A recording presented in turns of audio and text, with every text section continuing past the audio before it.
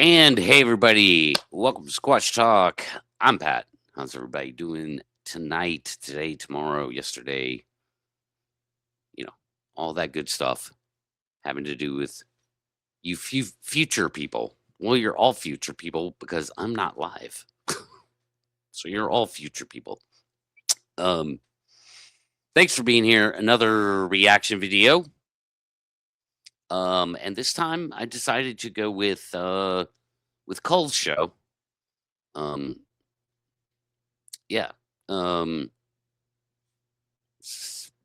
DTV. And I've been wanting to do a Cull's show for a while, and this one kind of jumped out at me because the title is Bigfoot Moving the Ball Forward with guest Dan Kegley. So we'll see what Dan has to say.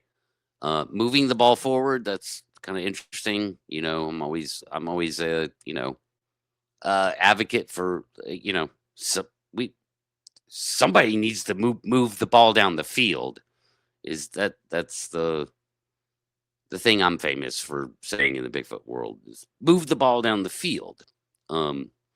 So this jumped out at me, and interested in seeing what gets said here, and hopefully I've got it to a point in the video where I think the discussion's kind of gonna start here about 13 minutes in or so. So let's go ahead and start playing it, and we'll see what's up. Came along, and I found the BFRO and started reading some of those reports, some of which came from right around where I grew up. And I began thinking, there seems to be something to this, just exactly what.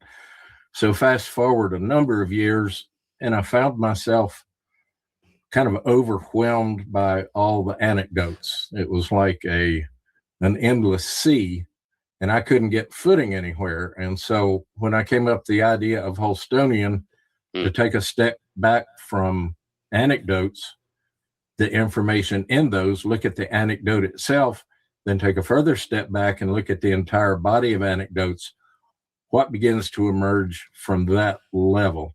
And that gave me the first really solid ground that I felt like I could stand on in this field. And it's kind of become my comfort zone.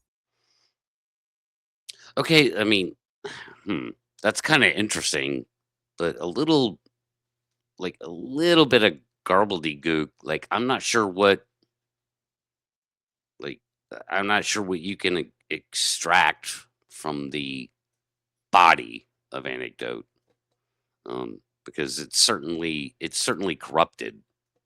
There's corruption there. You can't say there's not. There's going to be corruption there. So if it's inherently corrupted to whatever, it doesn't matter. It could be 1% corruption. Then it spoils the whole damn bunch. Yeah, I don't know. To me, there's nothing to be learned about anecdote except the psychological aspects of it. That's all. Anyway. Well, Reverend Quantum Bigfoot, thank you so much. Appreciate that. Yes. No, wait a minute. Dan, do you have a YouTube channel? I do not, or at least not yet. But he does have the website there, Rev. It's but scrolling across the bottom. Yeah. Now, what I like is how this starts up. It says Hostonia Bigfoot Investigations is an independent, method-driven research project concerned with a systematic examination of anomalous biological reports associated with the relic hominin hypotheses, undertaken without presuming the existence of an unverified species and grounded instead in evaluation of claims, observations, and data sets through established principles drawn from ecology, ethology, anthropology, and field biology. Materials presented here constitute both a working archive of methods, analysis, and a reference materials developed to shift inquiry away from anecdote and assertion toward constrained testable inference, with particular attention to documentation quality, observer effort, environmental context, and the known limits of available evidence. Readers may begin the methodological framework that governs this work, proceed to the individual research papers derived from its application, or consult the curated reference library and ongoing updates that record its development over time. That pretty well says it. Yes. Yeah, this Whoa. Okay, I mean, that's well written, but I'm hearing contradictions. Even though it's well written, and it sounds good. It almost sounds professional, but like I can hear contradictions starting to form in like what Steve just read, I guess, which is like sort of mission statement from the website. And the most glaring one is like, wait a second. So you're using anecdote to step away from anecdote somehow? Like that confuses me. So I maybe like condense that down to a more articulate, shorter point, because it sounds like you're saying you're using anecdote to step away from anecdote and do something more like better and more important. But if you're using anecdote, storytelling really is what that is. And we know that storytelling is corruptible, no matter what your percentage, where you want to put that in percentage wise. We know it's there. That much is true. And so again, if you're relying on a body of anecdote that has been corrupted 100%, there's corruption in there. Like, how are you ever using that accurately? You can't rely on it. If you can't rely on one piece of it, then you can't rely on any of it, because you'll never separate the corruption from, I don't know, the credible. Like, none of it's truth. It's just story. It's not evidence or truth, even if it's true. Like, if that makes any sense. Maybe maybe that sounds like a contradiction. But beyond storytelling, you have to have something to corroborate it with. And of course that doesn't exist in the Bigfoot world at all. Like literally 0%. And tracks don't count. Websites, it's awesome. Grant's like, what? No proctology? Oh, wow. No, Grant, that, nobody wants to be a proctologist. I mean, what kind of job is that? You start at the bottom and you stay there. Anyway, jeez. Oh, man. But yeah, you know what I would also add to that? Now, I know when you're talking about anecdotes, are you talking about eyewitness testimony? Right. Yeah. Okay. So I being the investigator, I often tell people that if you're hearing the story from a person firsthand, it's not an anecdote. That's direct evidence. Because that's coming directly from the person. It's not evidence. About the Osman account or the. It's not evidence. I don't know why he said that. Just because somebody says so doesn't make it evidence. The Ruby Creek thing, or the Chapman farm, or anything like that. That's kind of anecdotal, because we're telling that secondhand. Mm-hmm. And secondhand accounts are anecdotes, but firsthand accounts are actually evidence, direct evidence. That is not true. That is not direct evidence, dude. Just because somebody says so is not evidence. And it not in a court of law either. I'm tired of people going, in a court of law, eyewitness testimony is, anecdotal evidence is evidence. And I don't even care if the judicial system refers to eyewitness testimony as evidence. It's simply not. It's nothing more than an attempt to persuade a jury or a judge, and it gets destroyed every day in courtrooms all across America by good lawyers or even bad lawyers. People lie in court, so it's not evidence. Again, corroborating something to corroborate the testimony could be looked at as a body of evidence, but then you have hard evidence, right? So no, just because somebody says is not evidence. And as far as like the definition of anecdote, I mean, I agree, words matter.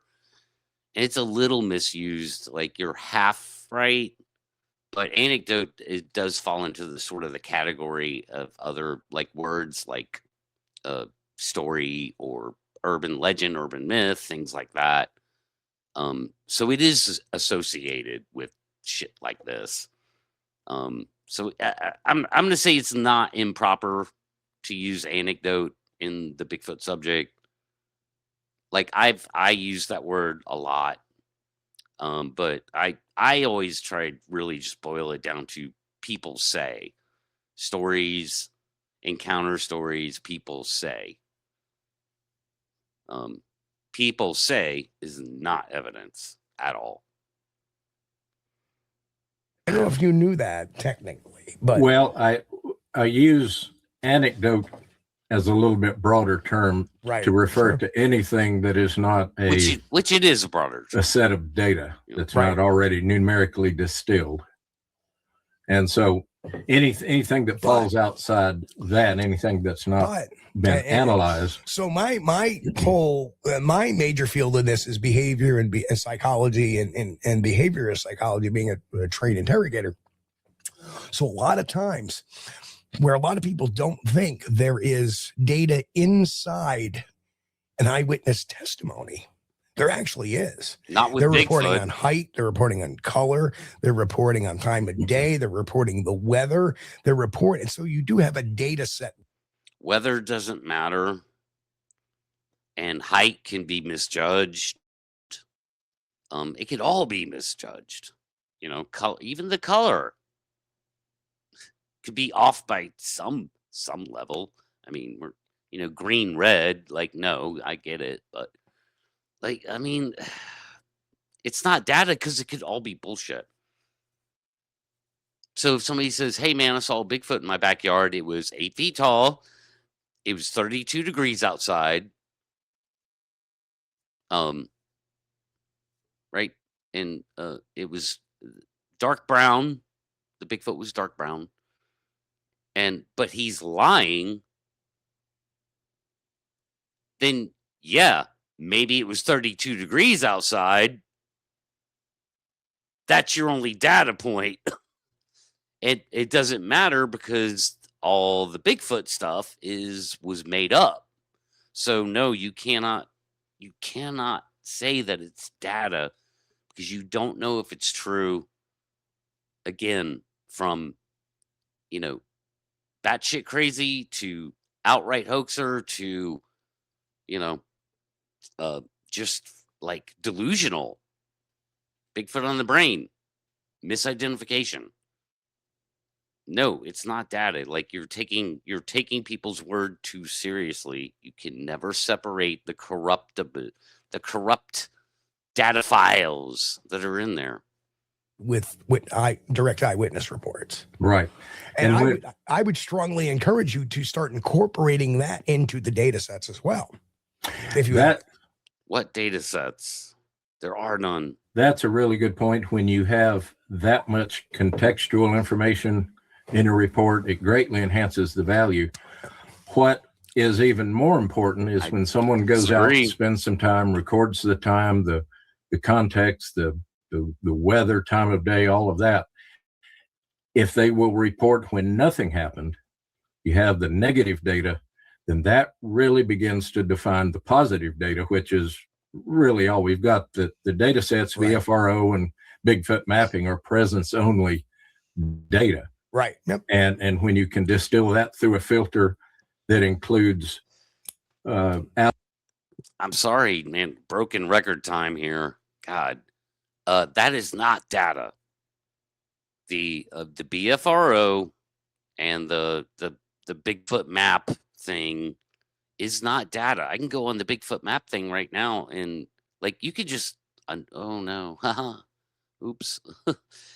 I mean, you could pretty sure that you can anonymously post there. Like it's crowdsourcing. It's just open to the public. I go there right now and say, I fucking saw one at Central Park. So that's not data. It's just it's grasping at straws is what it is. And I get that because there's nothing else to grasp at.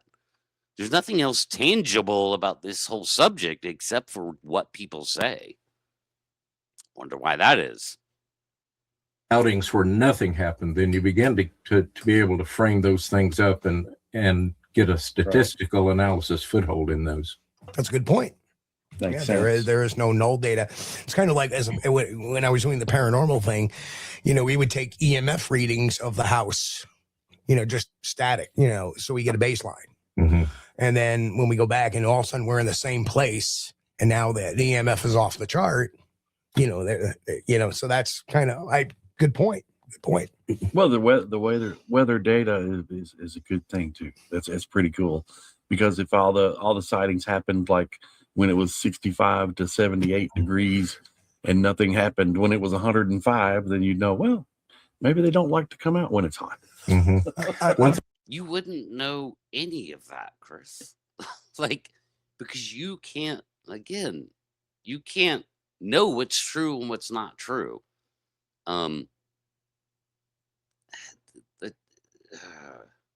You can't know anything.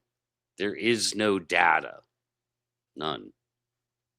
The thing about research design is repeatability. You want to get to a point where you can set up the same conditions, right, or put yourself in a place where those conditions are likely to exist, and then repeat similar observations in those contexts over time. The next thing is replicability, when another person can go out and take your data set on context and measurement and then have the same type of experiences for themselves. Once we get to that point, then we're almost. I'm not even sure what he just said. I'm not playing dum-dum here. It's just that it just sounds like he's way overthinking it.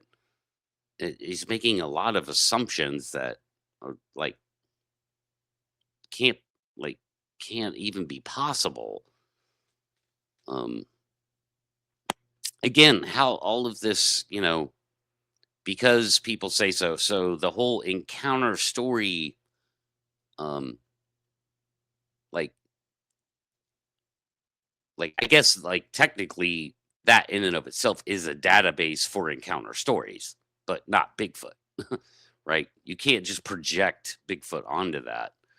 But if you do have an actual database of encounter stories, how that ever translates into experiencing or discovering the phenomenon, the phenomena, or an undiscovered primate, let's just say. I'm not sure how that translates, because so far it doesn't. We've been tracking stories for a long time and no one's discovered them. Almost into anthropology, because we will have gotten a good enough handle on this organism's behavior, especially if it's leaning toward some degree of humanness, a hominin, which I pretty strongly believe that it is. Then the research arena gets. Again, how are you extrapolating behavioral knowledge? You can't. This is this is too small of a thing. It's way too much of a stretch to start saying that you can extrapolate behavioral knowledge. The only way to get behavioral knowledge is through long-term observation. Observation, not anecdote. So that this is going off the rails already. Just bad thinking. Hopeful. It's very hopeful. I can, Dan he's an intelligent guy. But I think he's being a little too hopeful because he's probably passionate about this subject. It's wider. There's Hello. more sciences that can come in. Hey, Dr. John Baranchuk just floated in. Hello, Doc. Appreciate it. Good to see you. Welcome. Hey, John. That's an interesting way of looking at it too. The data will tell all, and all. We made our living on this continent. Again, By early on, our settlers no they learned data when it comes to the paths of Bigfoot. these animals and their habits, and they could monitor them. They could know when would be the best time to go hunting and where. And these creatures got to have a pattern. If we can just find it, nail. See, what Chris is talking about is what I had just said, because he's referencing, a long time ago, and discovering and hunting certain types of animals through observation. Nail it down. Yeah. It occurred to me somewhere along the line that there is this aura about Bigfoot. We kind of go, oh wow, like it's a phenomenon outside known science. And I think if we're going to get a handle on it, we have to look at it as scientific. It is a phenomena outside of known science, because Bigfoot has not been discovered. So we don't have an understanding of what Bigfoot really is. It could just be 100% like psychological. It could be nothing but a people thing. Could be. But we don't know. So it is outside the scope of science. Science is to understand the world.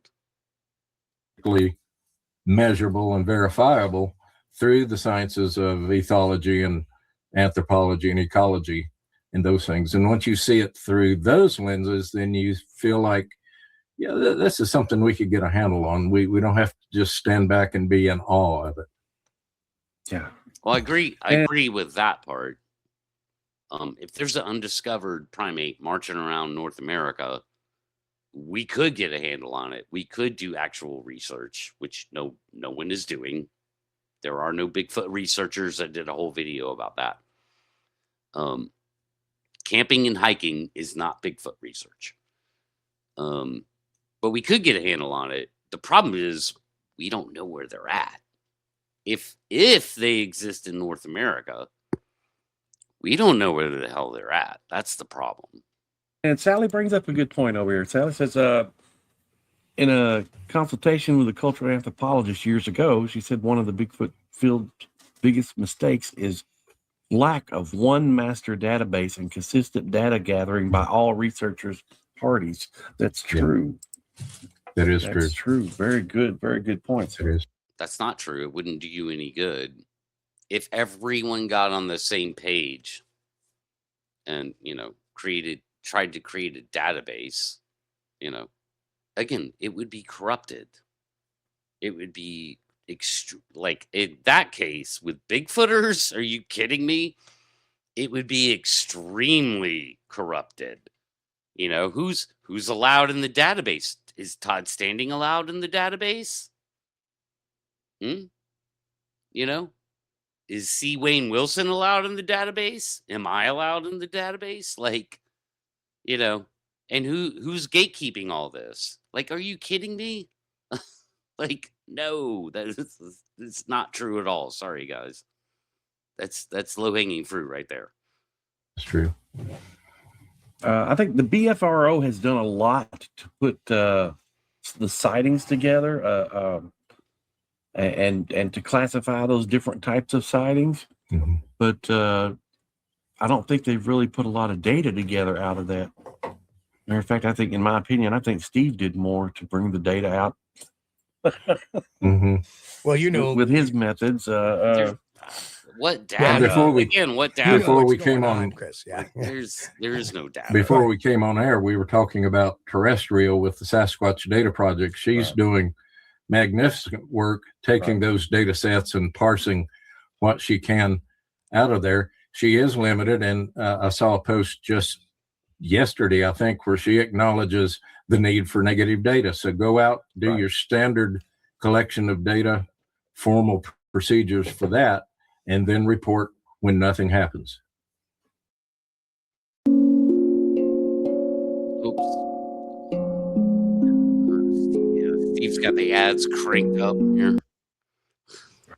Nothing wrong with that. And yeah, again, that makes sense. It does. And you know, Richard, Bigfoot Florida guy, along with David Zagan and myself, we all look at things more from a forensic side of things or from an investigator's positions, because that's, you know, that's our background. And I've always said this, my job is to take that data and pass it off to science and let them meld it, kind of like the way as an investigator we do the investigations, hand it off to a DA or an ADA, and they meld it into the case. So our job at this point is data collection in any kind of hypothesis that we may have.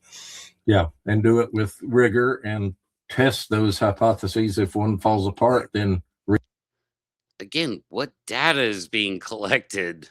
I mean, I agree with Steve on the you know, leave it to the professionals, you know, which that, I mean, that's easy enough to do. It's easy. You could just bring the professionals into the arena. Like, again, you'd have to know where Bigfoot is, though. They would need something to find, and it wouldn't be data. It would be biological evidence. So I don't understand all this data talk. It seems to only be stories, you know, and that's not a data platform, again, that's going to launch you into biological investigation, real research, or discovery of an undiscovered primate. reframe it and take another swing. Right. And now that my buddy Dr. John Baranchak is in, I want to give him credit for actually nudging me down this path. We were on Bigfoot investigations or expeditions several years ago, and he was talking about the need for scientific methodology and statistical analysis. And then he came out with a book about 3 years ago, Psychological Horizons in Scientific Bigfoot Research, and that's been reissued as Grasping Sasquatch. It's available on Amazon. It is a rich, dense, scholarly resource, and I recommend that to anyone who's listening and interested in upping the Bigfooting game. And Mick says, Well, I like actually, John. if you read the reports of the VFRO, you'll find a lot of data wherever possible, as long as the investigator records it. That's the key. Let me stop there. Let me stop there. Not as long as the investigator reports it, only if the witness reports it. Well, you get, yeah. Because the investigator is just following up on a report they're given, and sometimes it will lack all of the data. You know, it's asked like the weather conditions or the time, or you'll have people that are filling out basically a form, and I'm not exactly sure why weather conditions matter. Like, again, I don't get the connection. you know, if they make those certain aspects of that form mandatory, then it would not be omitted. But some of the slides are not. I mean, I guess it could matter if you were trying to determine whether the person was telling the truth or not. Like, so it could matter just in that context right then and there. But like, you know, having to do with the actual real phenomena known as Bigfoot, I don't see the connection. But, you know, was it cloudy? Was it not very sunny? You know, and then you saw a figure as opposed to it was broad daylight and they were 20 feet away. Like, okay, like misidentification kind of stuff. Like, so was it rainy? You know, things like that, as far as like, you know, just trying to determine whether the person like either is telling the truth or like, could have easily been like fooled themselves, that kind of thing. But other than that, I don't understand the connection. Like why weather is all that important. Because the sightings themselves aren't important. There's way too much emphasis been put on sightings, encounters, and encounter stories. That's the only thing that's driven the Bigfoot world for, what, almost like we're going 15, 20 years, since Chronicles, right? When Chronicles blew up, then it's just entertainment, whether it's true or not, it's entertainment. And I can tell you a lot of that shit's not true, for sure. At least some of it. And so like stories sell, man. Stories sell. And they do. Mandatory, name and email, and not even a phone number is mandatory. A lot of times you'll get a report with just an email to it. And as Dan, being a BFRO investigator, can attest to, it's really frustrating when you get this report and it's just got an email to it and you email it and nobody ever gets back to you about it. I'm glad you brought that up. That has happened time and time and time again. Yep. To me. And to me, you take that report and put it right in the garbage, because if they're not willing to answer follow-up questions about it, no kidding, right? Really not much you can do about it. I had a guy who where it belongs had reported these vocalizations. I had gotten I heard the vocalizations. I was not impressed. They sounded human to me almost. And I was meeting him, and the morning of meeting him, he canceled it. Never got back to me. I'm like, okay, well, fine. Yeah. You did have to weigh that. I think a lot of BFR reports probably get submitted in the height of emotion, even when they're submitted years after the occurrence. Maybe it just bubbled up in memory.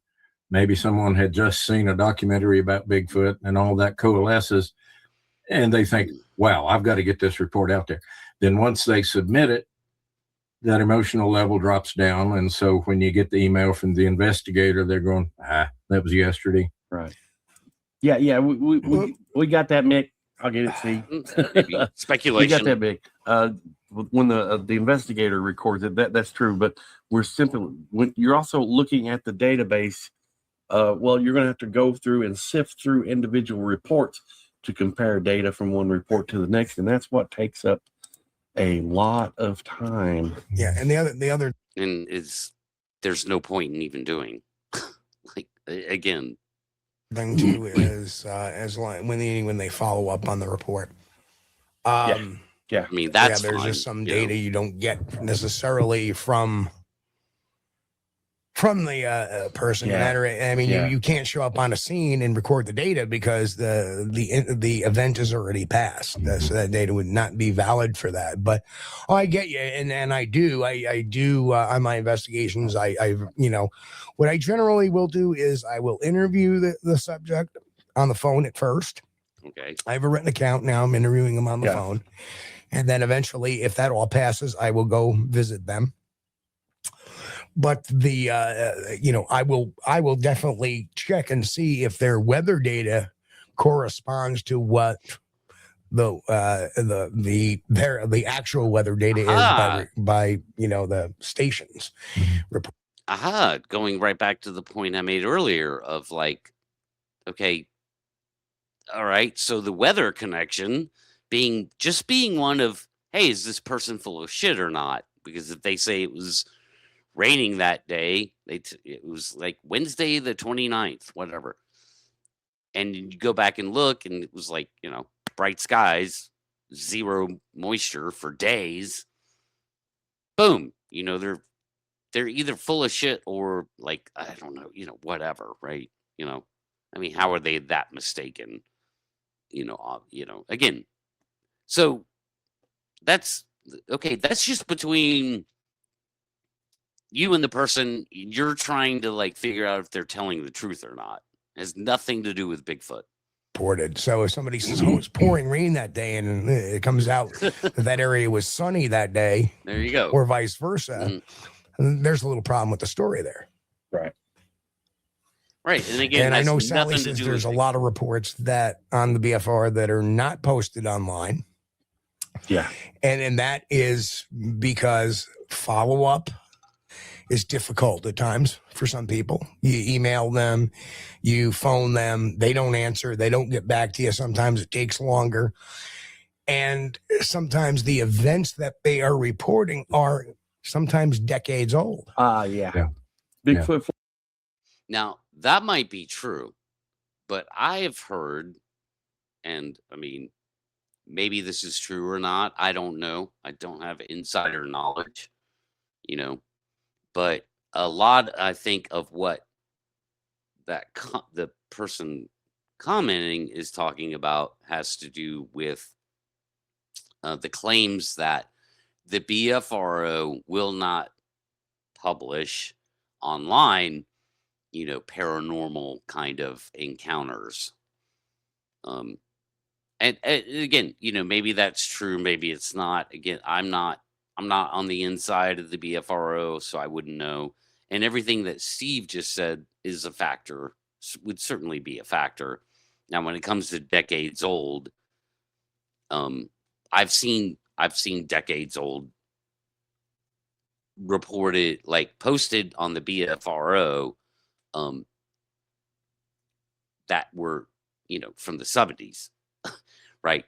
When BFRO didn't exist. So they do publish decades old reports, obviously, because there was nothing to report to back in the 70s or 80s or even 90s. So that's all true. But, again, I've heard more than one accusation about the BFRO not reporting, the, the portal shit and whatever, or like Bigfoot turned into an orb and what do you do with that? Like, I get it.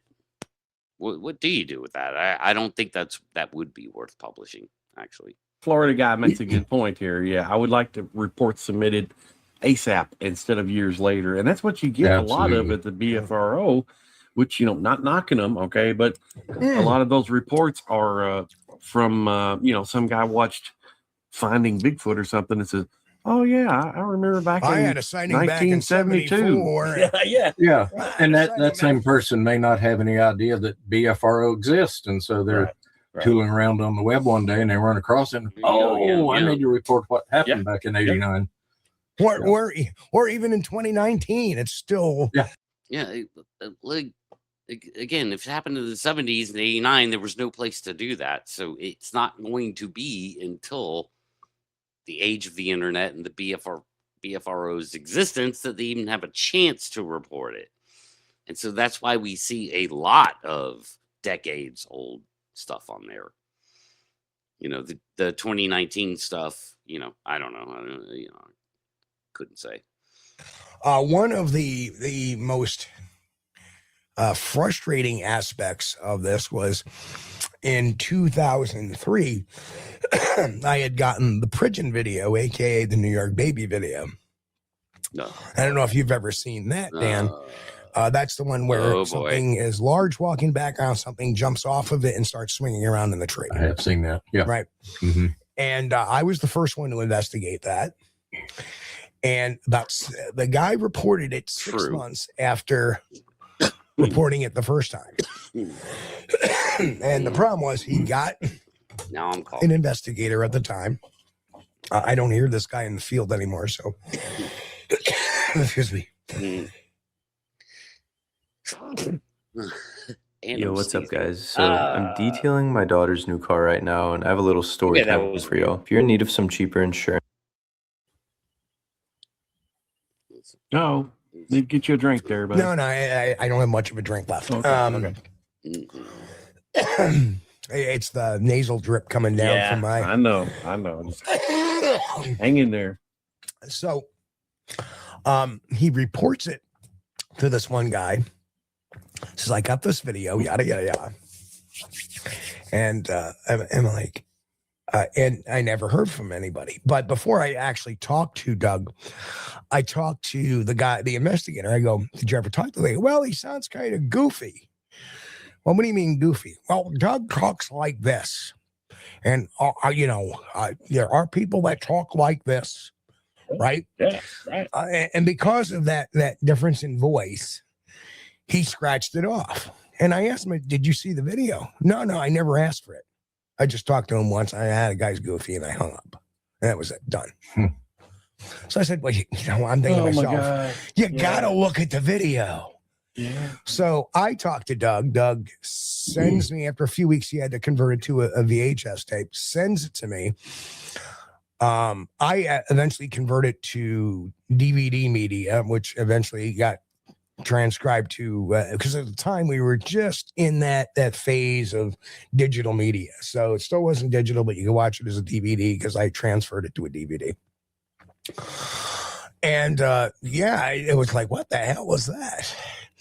And he answers all the predicate questions. We do all the follow-up. But the problem was he found it in 1997. And it took him like 4 years. Then they were just reviewing. I do have something to say about this. Like his fiance was like, what the hell was that? And he was looking at it. And then it took him a little bit to find the BFRO.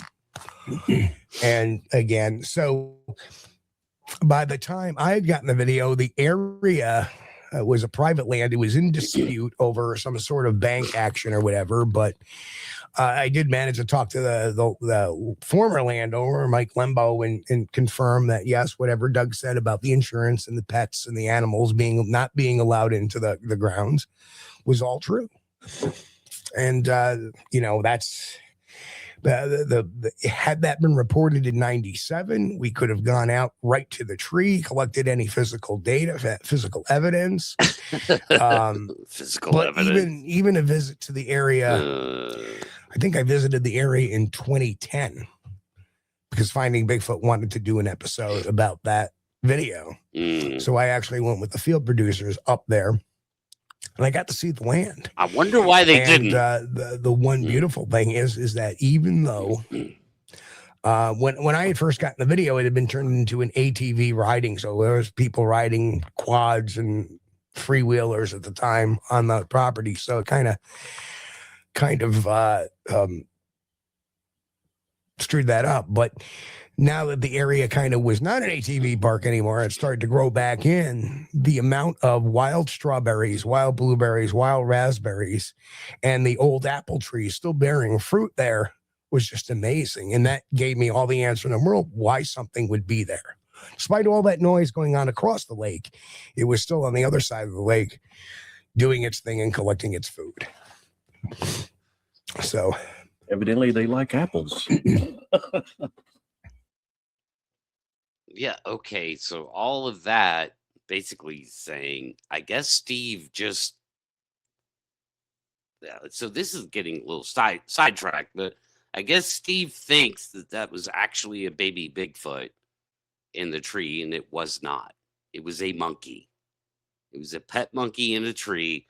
It's clear as freaking day, man. That's all it is. It's just a monkey in a tree. Weird, little unusual, not something you see every day, but there were a lot of people there, and somebody had a pet monkey. They put it in the tree, and it was doing its monkey thing. I know this because, you can see the tail. Number one, it looks like a monkey in a tree. I'm not sure exactly what a baby Bigfoot is supposed to look like. I would imagine its head would be crazy big for its body, but whatever. It's a monkey in a tree. You can see the tail. So it's not a Bigfoot.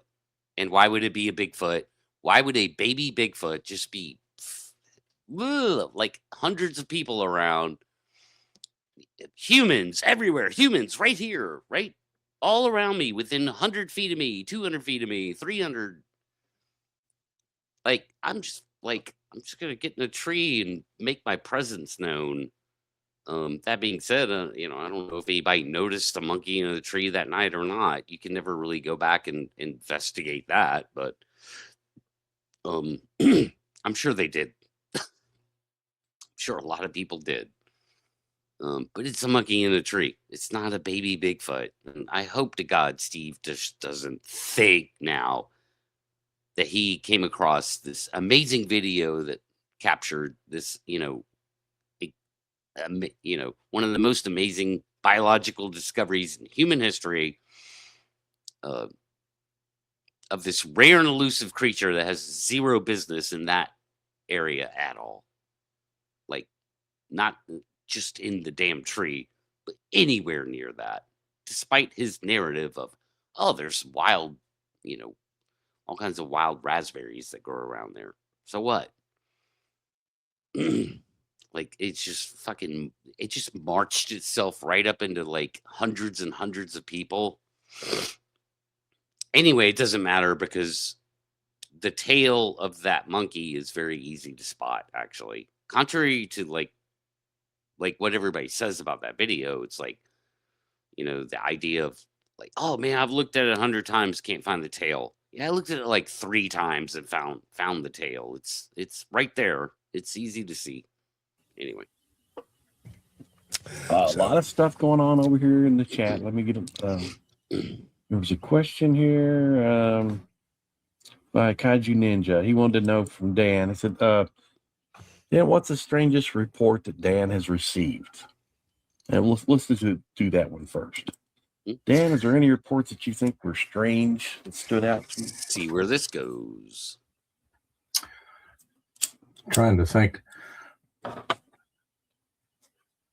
The ones that I have received or heard about tend to kind of cluster along what I would call typical. There's bipedal, big, hairy creature, right. Or I've heard this kind of sound or knocks. So I haven't had anything that's a real head scratcher. I've had evidence presented that was just completely ambiguous. Of course, technically it all is, but footprints that you really can't tell, is that a footprint or is that just where the grass had died?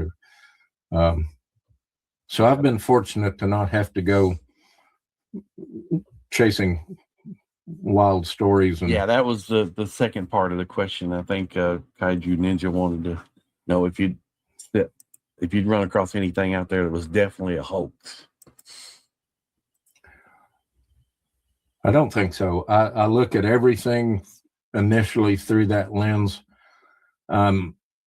Working with a lady now who has some things that happen, and she's in a cluster of homes, and there are folks around that I think might try to perpetuate a hoax on her, but I have not seen anything that clearly indicates that yet.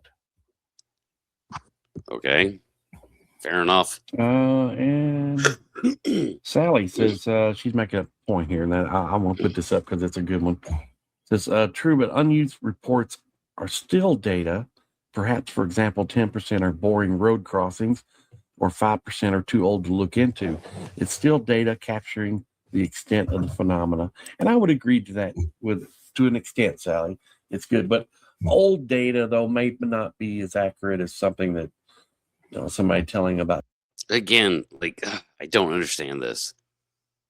Like, you only seem to be referring to the reports themselves as data, to the extent, saying the extent that it's happening. You're just assuming that it's all true. Most certainly is not. Again, we can disagree about percentages, and that's opinion based. But I put it at a high percentage of not being true. And I do that from an objective point of view as somewhat intelligent observer of these waters, man, the Bigfoot waters. I call balls and strikes like I see them. I don't have an emotional investment in what Bigfoot is or what Bigfoot isn't. I just want to know the truth. So objectivity, what I see is a high percentage of BS. So you can't rely on basically what I'm telling you is a lot of bullshit. And if you want to try and bump it down to some small percentage, I can debunk that pretty quick. So that's something that just happened, yesterday or within the last few days of a new sighting. Okay, Gary, let's put up Gary's comment. Plus, there's we can also go back and check out anything new for physical evidence. Gary says, in my knowledge, what I heard about the BFRO, that would be trust them. That would be Okay, nice. so hold on. Let's look at that statement by itself, Gary. In my knowledge, what I heard, that's not your knowledge. That's somebody else's take. So it's not your knowledge. It's what you're hearing. And, True. everybody has negative detractors. Yeah. So, you know what? I was with the BFRO from 2003 to 2006. I agree and with I've that. been with them again since 2012. So it's been 13 years right now since I've been back with the BFRO. Not once have they ever, or anybody has ever done anything. It's more of a confederacy than it is an organization. And if you know the difference between a confederacy and say, I agree with that too. That's a brilliant statement, actually. And I've never, Steve just coined that, because I've never heard it referred to as a confederacy, but that is much more accurate. Yes. An organization, each investigator has their own way of doing things. Each investigator has their own freedom to put things out, what needs to be put out. And nothing is ever done without involving the investigator to begin with. And otherwise known as, like, what I, have been saying now for a couple of years, pretty strong, a people thing. It's a people thing. People are such a huge, part of the narrative, and we're all individuals, and Bigfoot's an exciting, sexy kind of subject. And it's a people thing. It's a people thing. And Steve's kind of saying that in a broader term, but I just condense it straight down to, confederacy and the independence, it's a people thing. And you never, ever know what you're going to get out of people until you do. So something big is going to go out. The investigator is contacted and talked, and a discussion happens. That has been my experience. So I don't understand what people saying, I don't trust them. What do you mean? Like there's some deep secret BFRO army that just goes out there. What say you, Dan? I would like to know a little bit more about that question. What has been heard? What makes BFRO seem untrustworthy? I do like your comparison between confederacy and organization, because it is very loose. There's not an internal structure. There's that kind of makes it untrustworthy. This field of investigators, and they do bring their own methodology to it. That would be a strength if BFRO prescribed an interview template, reporting template, check the boxes, fill in the blanks, so everybody is getting the same information. And then if there's some way, most BFRO reports, or reports in general, are opportunistic. Somebody's driving down the road and they see something. I don't think there's many reports out there where someone actually went into the field and said, I'm going to spend the next 5 hours. Here's the methodology I'm going to do. This is the equipment that I'm going to bring to bear. And then they write that report. If they heard things, saw things, fine, document that. If they didn't, even more importantly, document that. Now, this is where, we start going like this, because, again, what are you implying? That you can go out into the field, which is nothing more than a spot in the woods. So whatever that is, campsite, part of a trail. Not many Bigfooters go off trail, in any kind of significant way. In fact, I've never seen it. I'm not going to say it's never happened, but I've never seen it. Oh, to where I've been convinced their car wasn't fucking at least half a mile away. Anyway, go to a spot. Why would anything happen? Of course, nothing's going to happen. Otherwise, you're saying that you could just walk right up to a Bigfoot. Because if you go sit in the woods for 5 hours, and I don't care what you have with you, a parabolic mic, I guess extends things out a little bit. Whatever. Thermal cameras, like, I'm assuming this is happening in the daytime, and you sit there for 5 hours, of course nothing's the only thing that's going to happen is whatever fucking nature, but not Bigfoot, not natural Bigfoot, because otherwise you're saying, I walked right up to a Bigfoot. At this day and time of my choosing, I just walked right up to them in the woods. Because if you start hearing knocks and you start hearing whoops, you know, that's close range. That's right around you, a couple 100 feet probably, maybe a little bit further out, 200 yards max, and that's pushing it. So, yeah, man, there's no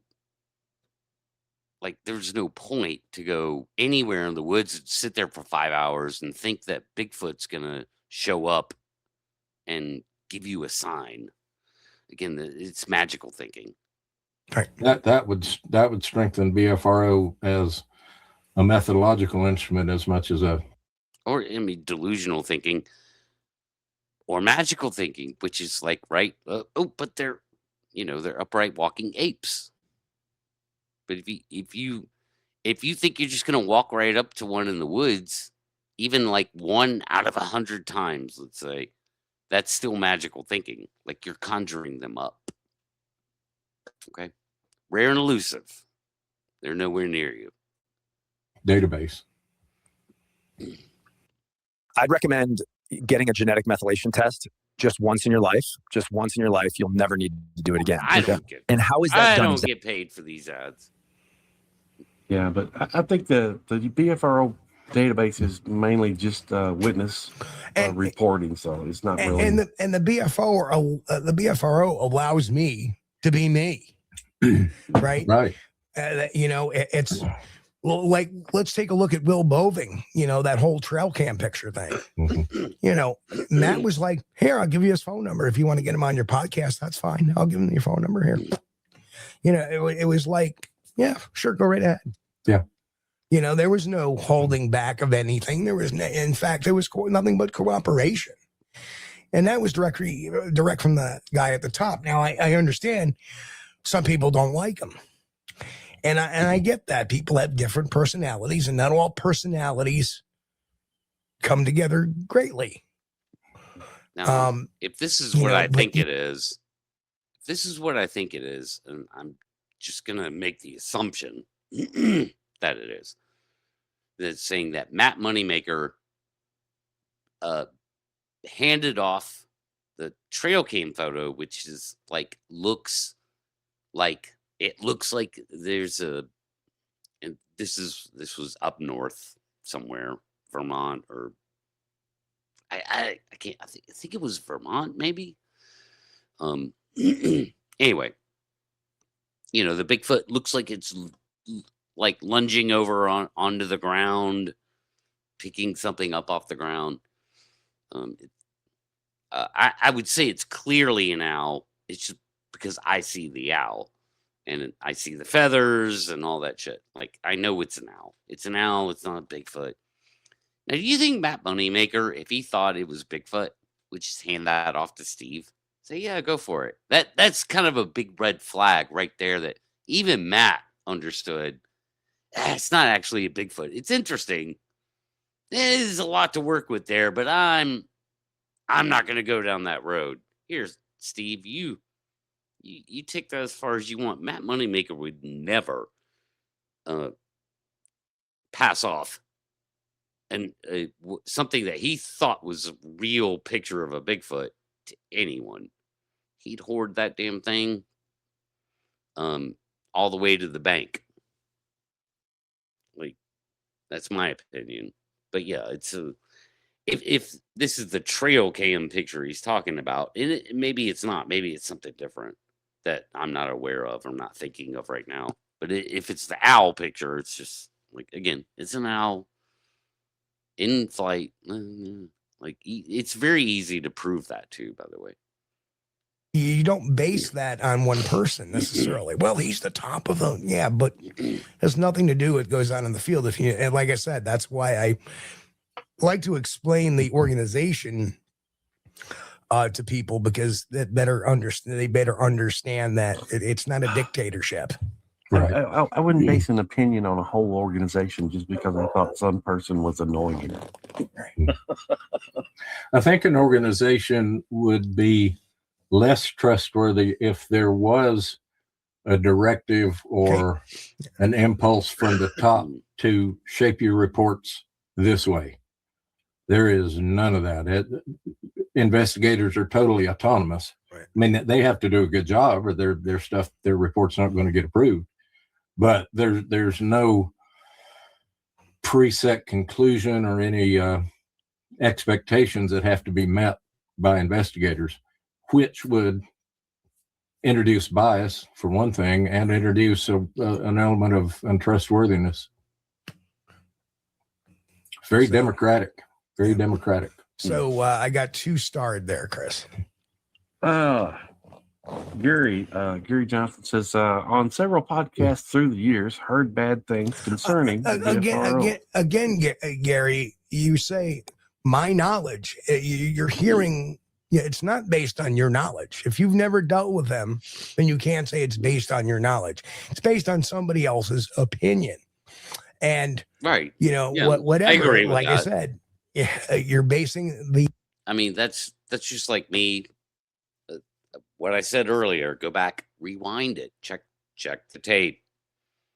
I said, I don't know this because I'm not in the organization, but I have heard, that paranormal, whatever, woo shit is not published. Now, I don't know that that's true. And I even said, they probably, I'm fine if that's the case, I'm fine with that. They probably shouldn't publish stuff like that if they want any kind of credibility. So, but I don't know that. I don't know if that's the case or not. So Steve is making the same case that I was. That's cool. We're on the same whole page. Thing about the BFR unlikability of the guy at the top. That's it. Let's take the next one, Chris. Wait a minute. I want to add one thing. Yeah. And I want to say this to Gary. Gary, a very wise person, told me one time, he said, when you're dealing with I heard and somebody said, remember, those are the 2 biggest liars in town. So be very wary of what I heard and somebody said, that information. Be very wary of it. The entire Bigfoot narrative is based on that, though, Chris. So you might want to rethink your thinking position when it comes to the subject, bro, because the entire narrative is based on I heard and somebody said. Bigfooters repeat and regurgitate shit all the time, and it trickles down into the audience gobbles it up as knowledge. So I mean, it's egregious like that. Why not address that? Because you guys never do. You never address that. That's right. I agree. Roker says, I submitted a report to the BFRO back in 98. They never reached out. Made me not to want to touch the subject for years. Well, that happens, and don't take it personally. I mean, 98? We are a volunteer organization. I am not on the BFRO database every day. I'm on it about once a month, and I look to see if there's some new reports. Yeah. And if they're not in my area, and there's an investigator not in that particular area, that's the trick. Yeah, it won't get it. In other words, if you, I'm trying to think of Sullivan County, New York. You may or may not get an investigator in Sullivan County, New York. It's too far for me to investigate on a daily basis. I mean, we all have jobs. We all work for a living. A lot of us do. Some of us are retired. Rub it in. Go ahead. Go ahead. Well, I'm not rubbing it in. I'm rubbing it on myself because I'm not retired.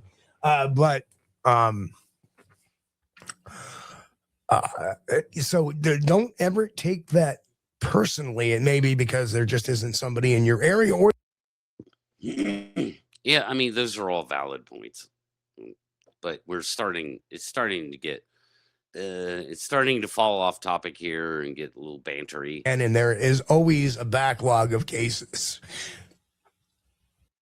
I've seen plenty of power banks over my 15 years of reviewing tech, but this Ridge one quickly became a favorite. So this, a 10,000. Steve's got the ads cranking up. True. It's not going to do you good to make a report if they don't have an investigator in your area. They won't be able to do the follow-up. That makes sense. You know, I looked through their database. I reviewed just a few minutes ago for Kentucky sightings, and I looked in Hart County, Kentucky, and they have 0 sightings listed in Hart County, Kentucky. And I can think of at least a dozen off the top of my head, but they weren't reported to the BFRO, or the ones that were reported probably weren't investigated. So one half of the money is raised by an expedition goes in Matt's pocket. Matt's pocket. Wow. Number one, unless you have access to the actual books, I don't know that as a fact. Number one, and number two, let's say it does. Server maintenance and maintenance of the BFRO database is not free. So if, part of that is probably offsetting the cost of the BFRO database. Because my website is not free. Well, cost me almost $600 a year just to have a website. That's why Matt, not with an elaborate adding database and all the other. I mean, it's pretty simple. Matt gets half of a BFRO, so a named BFRO. He gets half because that's his name brand. That's why he gets half. He's like, it's pretty simple. It's like, hey, that's fine. Put together an expedition, call it BFRO. I get half the money. Okay. I mean, that actually seems kind of fair because Matt Moneymaker built that name brand, and it is BFRO is a name brand, So that's why. I mean, it doesn't matter if he puts that money into his ancient server or his ancient website or not. It doesn't matter. I mean, he go blow it on, whatever. Like it's pretty simple that, he gets half that money. He's basically licensed, it's a sort of handshake licensing agreement to use the BFRO name. Like I could probably contact Matt tomorrow and and do exactly the same, like, hey, I want to put together a BFRO expedition in in North Georgia. Yeah, we'll charge, whatever it is, $80 a head, and I'll give you half the money. I don't know, whatever. And I don't know if he's housing his own servers necessarily, but, and I believe he is. So that all costs money. So, and then if you're going to take a little bit of it as a profit, well, he is advertising for it. So doing the advertising for it. So I don't know. Well, I would throw this out in a free market. If we can come up with a way to legitimately make a buck, let's do it. If you look at BFRO expeditions as not National Geographic quality data gathering expeditions, but just a good time with friends and new friends and camping, spending a weekend in the woods, we could call that entertainment. And people have been selling entertainment since people learned how to laugh. And so on that level, I don't have an issue with monetizing outdoor. The problem is that, okay, that the incentive for charging is to give people the experience they want, much like a very similar, like Todd Standing, what he charges, $3,000 to come out to what I call his Bigfoot Funhouse, because that's what it is. There's no Bigfoot there. He creates them. It's like, why would you take chump change? Like $3,000 a head is chump change compared to, well, if Bigfoot is so prevalent, right freaking there, you could just discover them. There's no excuse for not discovering them at that point. Again, to know where Bigfoot is to discover them. It is to research them. The problem is nobody knows where they're at, right? So we go in some circles here. So if Todd Standing knows where Bigfoot is, why is he chump changing that? Like, don't you want to cash in on the millions and the fame that come with discovery and real research? Like, of course Todd Standing would do that. He's 100% the guy that everyone knows would do that. Matt Moneymaker too, by the way. Matt Moneymaker would cash in on that. No doubt about it. So the problem is, especially if you look at some of the testimonies or whatever,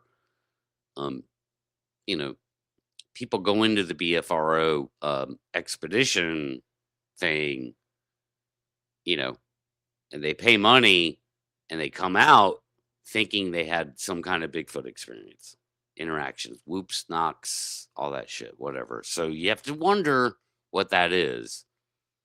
I can tell you what it's not. It's not Bigfoot. Same thing. Why make chump change when you could make tens of millions of dollars from discovering them because you know where they're at? That's all you have to know is where they're at. Or experiences. You can pay an outfitter to go elk hunting or shoot antelope out west. Right. Or fishing guides. Right. Yeah, I wouldn't see any harm with it either. If somebody wants to pay a fee to go on an expedition, if you're getting something in return, there's no crime in it. Now, I would see a problem with it if you paid money or paid a fee to go on an expedition, and then they had somebody go over in the woods and knock on a tree or something. Right. Now that's a big problem. That is. I wouldn't agree with that at all. But, and one instance of that, even suspicion of it gets you put out of the BFRO. Right. You don't get to come back on expeditions. Right. Zero tolerance of that. And that's bullshit. Again, the incentive is there to give people what they pay for. People are not necessarily paying for camaraderie, although maybe. I mean, they know that they know they're going to be around like-minded people, and they're going to meet new people, and maybe they're going to meet some people they've seen online, whatever. But ultimately, they want to have that experience. And the BFRO projects itself as knowing how to give them that experience by saying, oh, it's a squatchy area. And that's bullshit because, again, they would discover Bigfoot and cash in on the tens of millions of dollars. They wouldn't be chump changing people on public fucking land, which is almost entirely where these places happen. 6 months planned out with the infrastructure and needs for that amount of people, where thousands and tens of thousands of other people have been, throughout the years. And, right on cue, Bigfoot shows up. They get whoops, they get knocks. I suspect that's all.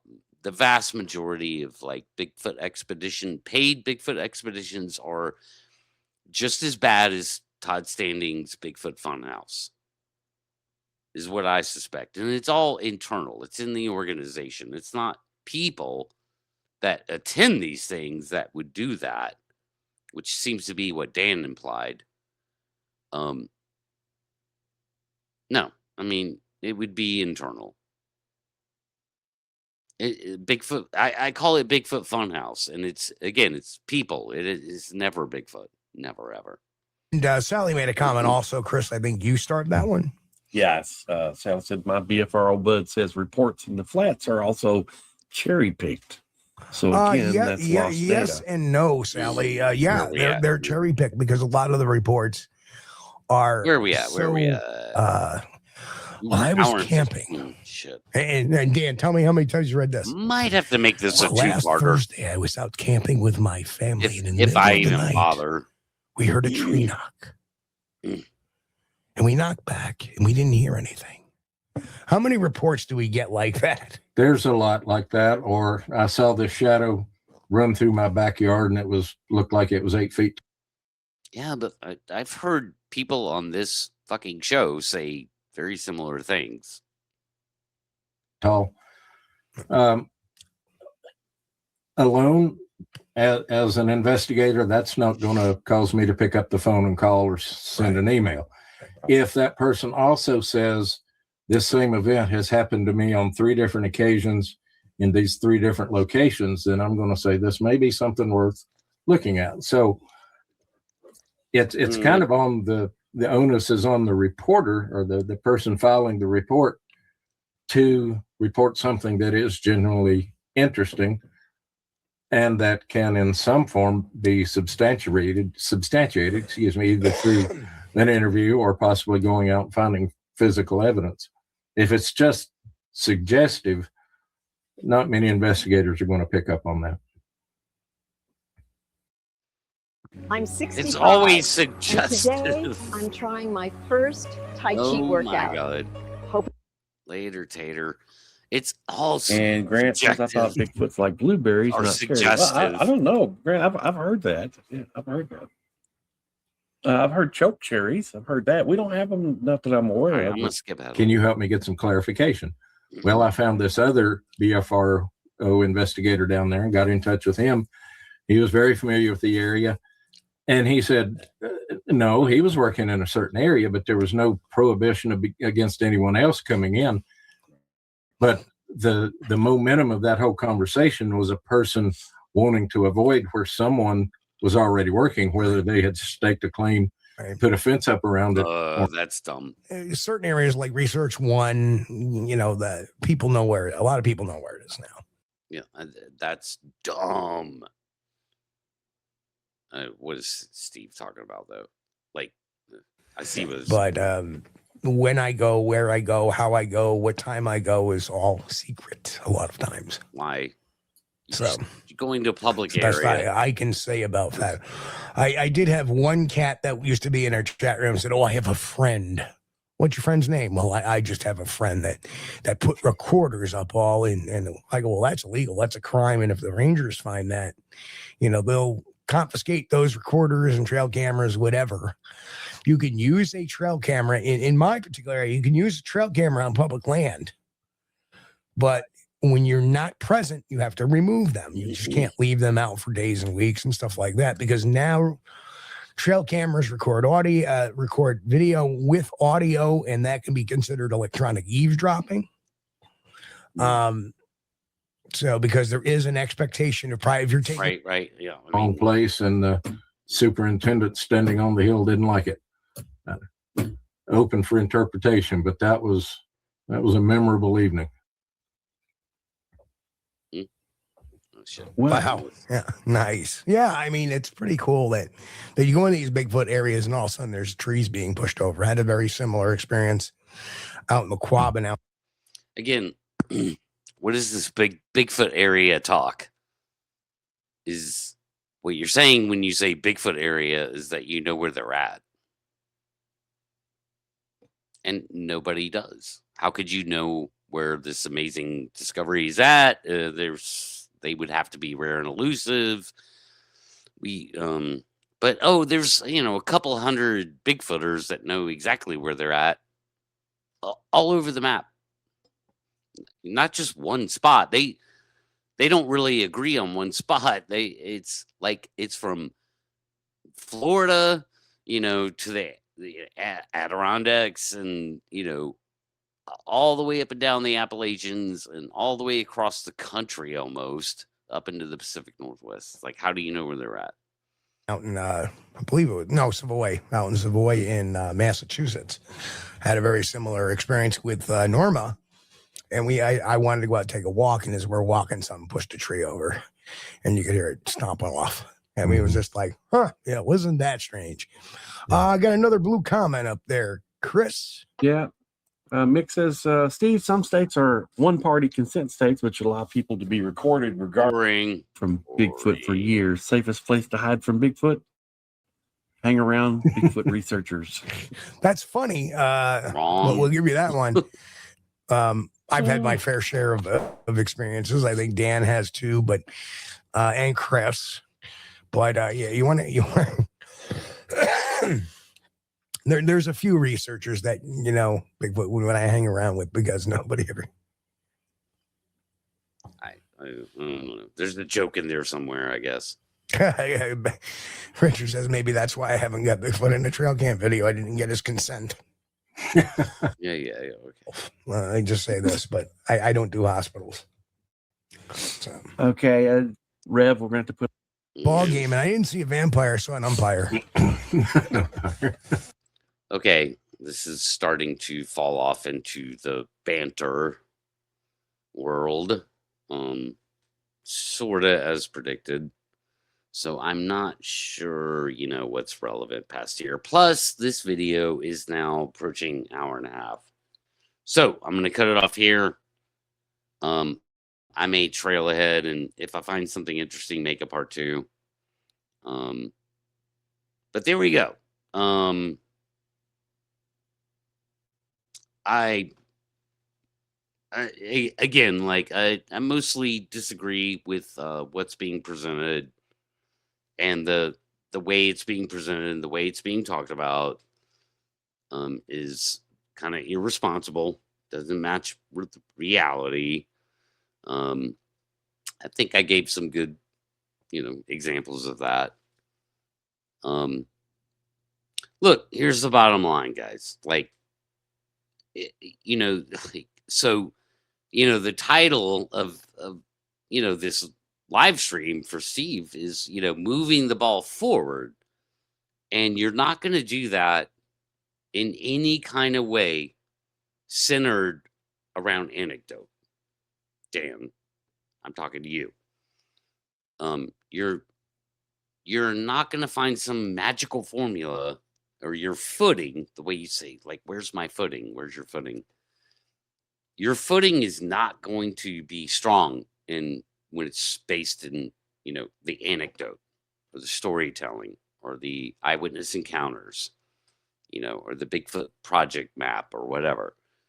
Like, it'll never be solid. You'll be slipping and sliding all over the place, no matter how articulate you could be or what your background is. Doesn't matter. You could talk about it all you want. You could be articulate all you want. If you want the ball to move forward, then you have to research these things legitimately. And there's only 2 ways to research Bigfoot legitimately. For real, do it. And that's through observations, long-term observations, not an anecdote. I saw Bigfoot. That's not an observation. To find where they're at and observe them, which pretty much that right there just unleashes the genie out of the bottle right there. Find where they're at and truly observe them. True observations. Long term, again. Or collect, know where they at or where they were in some place and time. And professionals, only professionals, not Bigfooters, come in to that scene and collect all the biological evidence that they can find. And they would know how to do that. They would know what to look for. They would know how to do it. You'd have to pay them, but again, it's going to lead to discovery. It's going to lead to like blowing the lid wide open. And then there's all kinds of money involved. It doesn't matter. And so in 2026, these things can be done.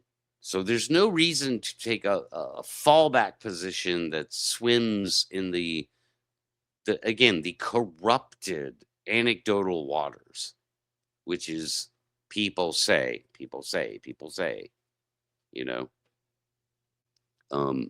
that doesn't work, and it's corrupted. No matter what you think, like that percentage is, it doesn't matter. It could be 1% corrupted, and that ruins your footing. That's going to make you slip and slide, and you're going to be dealing with corrupted anecdotal data, which is going to ruin the whole damn bunch. So in 2026, if you want to learn more about Bigfoot and you want to, discover them or whatever, number one, you have to find them. You got to know where they're at. When and where will they be? And what I say is, no one in the Bigfoot world is capable of doing that, because we're dealing with a rare and elusive creature that just doesn't plop right down next to your campsite. Because the current level of Bigfoot research is what I said in, I think, my last video. What is Bigfoot research? I can tell you right now, in 2026, Bigfoot research is camping and hiking. That's it. Nothing more. It doesn't matter what your intentions are. There is no one in the Bigfoot world publicly that is doing anything more than camping and hiking. That's all they do. And 80 million people go camping and hiking every year. So there's nothing special about that.